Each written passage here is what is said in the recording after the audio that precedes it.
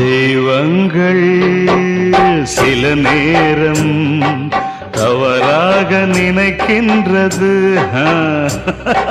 பொருந்தாத இரு நெஞ்சை மணவாழ்வில் இணைக்கின்றது.